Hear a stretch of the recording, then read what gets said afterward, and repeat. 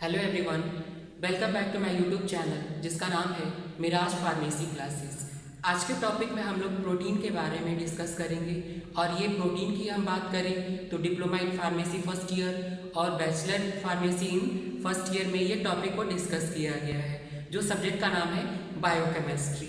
ये जो प्रोटीन है इसमें यही पूरा का पूरा वीडियो में डिस्कस किया जा रहा है कि ये जो प्रोटीन है वो किस तरीके से काम को करता है और ये प्रोटीन में किस तरीके से एलिमेंट्स होते हैं, वो एलिमेंट्स किस तरीके से कार्य को करते हैं और उसमें कौन सा सबसे ज़्यादा जो मॉलिक्यूल होते हैं कौन सा रिच होता है। बहुत ही ज़्यादा हाई अमाउंट में बात करें तो नाइट्रोजन जो नाइट्रोजनस कंपाउंड होते हैं उसमें फॉर्म होते हैं और उसको बनाते हैं। और प्रोटीन की हम बात करें तो आपकी बॉडी के लिए बहुत ही ज़्यादा इसेंशियल होता है और ये पूरा का पूरा लिविंग सिस्टम जो होते हैं उसके अंदर ये देखने को मिलता है। ओवरव्यू की बात करें जिसमें इंट्रोडक्शन के बारे में डिस्कस किया गया, इसकी क्लासिफिकेशंस के बारे में डिस्कस किया गया और जो इनका स्ट्रक्चर है उसके बारे में डिस्कस किया गया और क्वांटिटेटिव जो टेस्ट होते हैं वो किस तरीके से टेस्ट को हम फॉर्म कर सकते हैं, कैसे हम पहचान सकते हैं कि ये प्रोटीन है। मोस्टली हम बात करते हैं जो प्रोटीन्स होते हैं उनका सबसे अच्छा भी होता है पहचानने का कि वो जो प्रोटीन्स होते हैं यदि वो हाई मॉलिक्यूलर प्रोटीन्स होते हैं तो कोगुलेट फॉर्म में पाए जाते हैं। जैसे छोटा सा एग्जांपल हो गया आपका, जैसे घरों में जो दाल बनते हैं, बनने के बाद से दाल को देखा है आपने कि वो थोड़ा सा जेली मास को कंटेंट कर लेते हैं कुछ टाइम बाद, तो वो उसमें इसलिए कंटेंट कर लेते हैं कि जो उनका कंपोनेंट होता है वो प्रोटीन के कारण बहुत ही ज़्यादा वो फॉर्म को कर लेते हैं। अब बात करते हैं हम लोग इंट्रोडक्शन पे। फर्स्ट पॉइंट पे डिस्कस किया गया है कि protein are the most abundant organic molecule of the living system. ये बताया जा रहा है कि जो प्रोटीन है बहुत ही ज़्यादा एबंडेंट होता है, घुसा हुआ होता है और ये ऑर्गेनिक मॉलिक्यूल होता है और कहाँ पे प्रेजेंट होता है, लिविंग सिस्टम में प्रेजेंट होता है। They occur in every part of cell and constituent about 50% of the cellular dry weight. ये कहा जा रहा है इस पॉइंट में कि ये जो है एवरी पार्ट जो सेल होते हैं वहाँ पे प्रेजेंट होते हैं और ये कंस्टिट्यूएंट की तरह होते हैं, अबाउट 50% होते हैं of the cellular dry weight. उनके सूखे भाग का जो पार्ट के बारे में यहाँ पे बता रहा है। नेक्स्ट पॉइंट में हम बात करते हैं कि protein forms the fundamental basic of structure and functional of life. ये जो है कहा जा रहा है इसमें ये फॉर्म करते हैं या फॉर्म होते हैं fundamental of basic structure and functional of life. Then next point में डिस्कस किया गया कि protein form carbon, hydrogen, oxygen, nitrogen, sulphur and other elements such as ferrous, copper, iron, magnesium, zinc etcetera.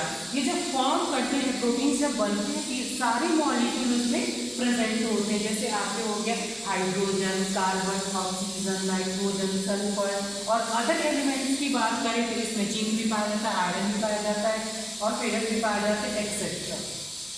Next point में बात करते हैं तो the content of nitrogen, जो इसमें नाइट्रोजन पाया जा रहा है उसके बारे में ये डिस्कस कर रहे हैं कि जो नाइट्रोजन होते हैं एज इसेंशियल कंपोनेंट, वो बहुत ही ज़्यादा इंपॉर्टेंट होता है, बहुत ही ज़्यादा महत्वपूर्ण होता है और वो एक तरीके का एसेंशियल कंपाउंड होता है। Of proteins on the average is 16%, जो उसमें एवरेज देखा जाता है तो 16% वहाँ पे ये प्रेजेंट होता है कौन, नाइट्रोजन। उसके बाद से बात करते हैं स्वेडिश जो है वो सजेस्ट किए थे, ये एक केमिस्ट थे जिनका नाम था स्वेडिश, जिन्होंने सजेस्ट किया था कि the name of proteins to the organic of group of organic compounds that are almost important to life. इस पॉइंट में ये बताया जा रहा है कि जो स्वेडिश थे उन्होंने सजेस्ट किया था कि जो नेम प्रोटीन है या प्रोटीन का जो ग्रुप है जिसमें ऑर्गेनिक कंपाउंड प्रेजेंट है वो हमारी बॉडी के लिए या हमारी लाइफ के लिए बहुत ही ज़्यादा इम्पॉर्टेंट है। नेक्स्ट पॉइंट में बात करते हैं तो डस्ट एक केमिस्ट थे जिन्होंने 1838 में इस टर्म को यूज किया था और protein for the high molecular weight nitrogen rich and most abundant substance present in animals and plants. जो अभी डच जो केमिस्ट थे उन्होंने बताया कि 1838 में इस टर्म को यूज किया गया था प्रोटीन के टर्म को, तो उसमें देखा गया कि high molecule of weight nitrogen rich most and abundant substrate होते हैं और प्रेजेंट होते हैं और कहाँ पे प्रेजेंट होते हैं, एनिमल एंड प्लांट्स में। नेक्स्ट पॉइंट पे आते हैं तो प्रोटीन में be defined as the polymers of amino acid joined together by peptide linkage. इस पॉइंट में ही बताया जा रहा है या इसमें डिफाइन किया जा रहा है प्रोटीन के टर्म्स को कि जो प्रोटीन्स और एक तरीके के पॉलीमर्स होते हैं। अब वो पॉलीमर्स किस टाइप के पॉलीमर्स होते हैं? एमिनो एसिड के पॉलीमर्स होते हैं। और वो ज्वाइंट किससे होते हैं? जुड़े होते हैं पेप्टाइड लिंकेज से। जैसे छोटा सा स्ट्रक्चर यहाँ पे दिखाया गया कि कार्बन से डबल बॉन्ड ऑक्सीजन और सिंगल बॉन्ड नाइट्रोजन से ग्रुप के ये फॉर्म को दिखा रही है, पॉलीमर्स की तरह जुड़े हुए हैं। अब बात करते हैं स्ट्रक्चर ऑफ प्रोटीन कि हम कैसे पहचानेंगे कि क्या उसका स्ट्रक्चर कैसे दिखता है कि वो प्रोटीन ही है कि ये दूसरी चीज है। बात करें स्ट्रक्चर के आधार पर, इनको 4 भाग में डिवाइड किया गया है। पहला होता है प्राइमरी स्ट्रक्चर, दूसरा होता है सेकेंडरी स्ट्रक्चर, तीसरा होता है टर्सरी स्ट्रक्चर, चौथा होता है क्वांटिशनरी स्ट्रक्चर। अब इसके एग्जाम्पल की हम बात करें, जो प्राइमरी स्ट्रक्चर होते हैं वो स्ट्रेट लाइन की तरह होता है, जैसे आपके लाइक थ्रेड होते हैं, धागे होते हैं, उस लाइक स्ट्रक्चर्स में पाए जाते हैं। और जो आपके सेकेंडरी स्ट्रक्चर होते हैं, जैसे लाइक दिस स्प्रिंग होते हैं, उस तरीके के स्ट्रक्चर्स को फॉर्म करते हैं। जो टर्सरी जो स्ट्रक्चर्स होते हैं प्रोटीन के, वो फॉर्म करते हैं कि रहते हैं स्प्रिंग जैसे, लेकिन वो उलझे हुए स्प्रिंग होते हैं, जैसे बर्तन धुलने वाला जूना आता है, उस तरीके से वो फॉर्म को करते हैं। अब जैसे ये छोटे मॉलिक्यूल है, थोड़े मॉलिक्यूल रहेंगे। अब जो आप क्वांटिशनरी की बात करें तो बहुत ही ज़्यादा, जैसे आपका जूना जो होता है, जो तार होते हैं पतले पतले कटे होते हैं, उस टाइप के फॉर्म्स को करते हैं, तो वो क्वांटिशनरी स्ट्रक्चर में आते हैं। और ये जो प्रोटीन की प्रॉपर्टी होती है, उसको सबसे पहले जानने का तरीका, यही आसान तरीका होता है कि वो बहुत ही कोआगुलेट फॉर्म में होते हैं, बहुत ही जेली मास की तरह होते हैं। जैसे एग्जाम्पल मैंने पहले ही बताया कि आपको जब दाल वगैरह मिलता है तो देखते हैं कि जेली मास की तरफ थोड़ा जाता है, थोड़ा सा विस्कस होता है, इस तरीके के फॉर्म में वहाँ पे बहुत ही ज़्यादा प्रोटीन की मात्रा प्रेजेंट होती है। अब बात करते हैं टाइप्स या क्लासिफिकेशन। क्लासिफिकेशन के आधार पर प्रोटीन्स को 3 भाग में बांटा गया है। पहला है प्राइमरी प्रोटीन, सिंपल प्रोटीन, दूसरा होता है कंजुगेटेड प्रोटीन और तीसरा होता है डिराइव्ड प्रोटीन। जो सिंपल प्रोटीन्स होते हैं उसके एग्जांपल होते हैं एल्ब्यूमिन एंड लेक्टिन। लेक्टिन आपको पता है कि ये मिल्क में पाया जाता है। उसके बाद से आते हैं कंजुगेटेड प्रोटीन, जैसे आपके लाइपोप्रोटीन्स और न्यूक्लियोप्रोटीन्स के होते हैं एग्जाम्पल। और अब बात करते हैं डेराइव्ड प्रोटीन की, तो आपके पेप्टोन्स एंड मेटा प्रोटीन्स में पाए जाते हैं। अब तो ये बात हो गई कि क्लासिफिकेशन की।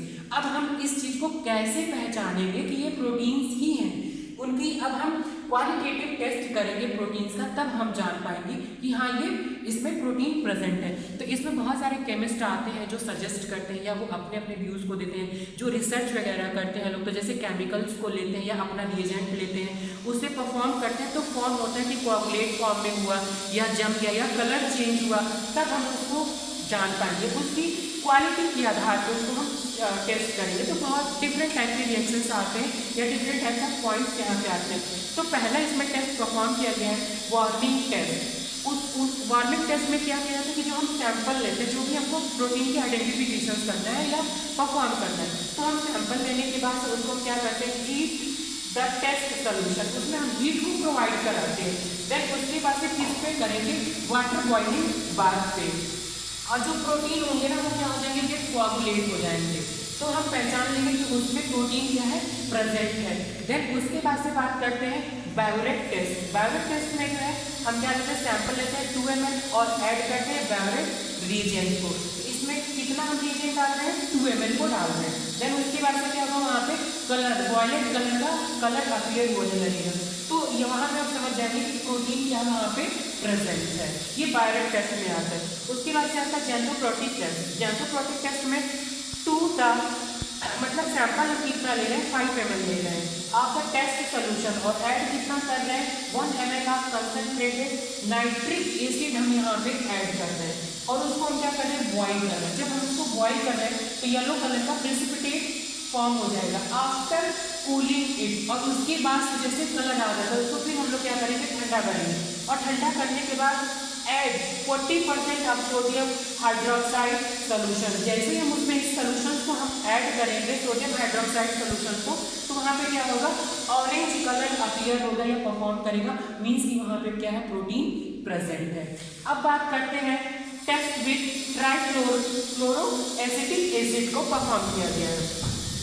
इसमें है सैंपल है 2 ml और ऐड किया गया है ट्राइक्लोरोएसिटिक एसिड। तो प्रेसिपिटेट, पीपीटी का मतलब होता है प्रेसिपिटेट इज फॉर्म। तो जो भी आपके प्रोटीन्स होते हैं, हमने पहले बताया, तो उनको सबसे आसान तरीका होता है पहचानने का कि वो कोआगुलेट हो जाते हैं, जम जाते हैं, तो वो क्या हो जाएंगे, प्रेसिपिटेट फॉर्म में आ जाएंगे। Hydrolyse test. अब हाइड्रोलाइज टेस्ट जो होते हैं वो किस तरीके से परफॉर्म करेंगे, उसमें हम जो है सैंपल लेंगे और हाइड्रोक्लोरिक एसिड लेंगे या उसमें जो है सल्फ्यूरिक एसिड लेंगे, और ये टेस्ट में यही बताने की कोशिश की थी जो आप प्रोटीन टेस्ट कर रहे हैं या एमिनो एसिड की टेस्ट होती है, इन दोनों के लिए हाइड्रोलिसिस टेस्ट वगैरह बहुत ही इंपॉर्टेंट होता है, ये दोनों के लिए टेस्ट परफॉर्म किए जाते हैं। तो हम बात कर रहे हैं कि यहाँ पे हमने जो है सैंपल ले लिया और फिर हाइड्रोक्लोरिक एसिड ले लिया, देन उसके बाद सल्फ्यूरिक एसिड लिया, सॉरी या दोनों में से कोई एक लिया, उसके बाद से जैसे हम इसको कैरी आउट करेंगे तो निम्नहाइड्रिन टेस्ट फॉर्म एमिनो एसिड। ये एमिनो एसिड की आइडेंटिफिकेशन कर सकता है क्योंकि एमिनो एसिड में भी बहुत ही ज़्यादा प्रोटीन की मात्रा पाया जाता है और वो एमिनो एसिड जो होते हैं वो भी प्रोटीन ही नेचरस होते हैं। आई होप जो भी हमने आपको ये वीडियो बनाया या जो भी हमने टॉपिक आपको डिस्कस किया ये बहुत ही ज़्यादा समझ में आ रहा होगा, और जितना आप लोग को समझ में आ रहा होगा इसको आप अच्छे से नोट डाउन करें। और एग्जिट एग्जाम की बात करें तो इसमें भी बहुत सारे क्वेश्चंस बन सकते हैं यहाँ से, जैसे एग्जिट एग्जाम के लिए एमसीक्यू बन जाएंगे यहाँ से कि पूछ सकता है कि हाँ वार्निंग टेस्ट किस तरीके के कलर को परफॉर्म करता है, या जो आपके जो भी प्रोटीन टेस्ट परफॉर्म किए जाते हैं तो कौन से रिएजेंट्स को ऐड किए जाते हैं तो वो कोगुलेट फॉर्म को करते हैं। तो यहाँ पे जो एग्जिट एग्जाम के लिए भी है वो भी बहुत ही ज़्यादा इंपॉर्टेंट है। ये भी पूछ सकता है कि डस्ट जो है 1983 में जो इन्होंने टर्म को यूज़ किया था तो यहाँ पे इस सेशन को चेंज कर देगा और उसके बाद से आपको यहाँ पे एमसीक्यू दे देगा, या पूछ सकता है एमसीक्यू यहाँ से स्ट्रक्चर ऑफ प्रोटीन्स, कितने तरीके के स्ट्रक्चर ऑफ प्रोटीन्स पाए जाते हैं तो वो वहाँ पे ऑप्शन दे देगा 4, 5, 6, तो आपको टिक करना होगा, यहाँ पे 4 के ऑप्शन आएंगे। देन उसके बाद से फिर पूछ सकता है यहाँ पे एमसीक्यू बन सकता है कि प्रोटीन्स जो होते हैं इनकी क्लासिफिकेशन कितने तरीके के होते हैं, या आपसे एग्जाम्पल पूछ सकता है एमसीक्यू में, तो आपको एग्जाम्पल में आपको यही एल्ब्यूमिन बताना है, फिर लैक्टिन बताना है, प्रोटीन न्यूक्लियोप्रोटीन बनाना है, पेप्टोन बताना है, मेटापेप्टोन बताना है। जितना ही ज़्यादा आपको वीडियो पसंद आ रहा है उतनी ही ज़्यादा आप शेयर करें और भी लोगों को इन्फॉर्मेटिव वीडियो देते रहें, और इसी तरीके से आई होप हम आपको वीडियो बना करके देते रहेंगे, बहुत ही आपको इन्फॉर्मेटिव वीडियो मिलेंगे और आपके नॉलेज बहुत ज़्यादा गेन होंगे।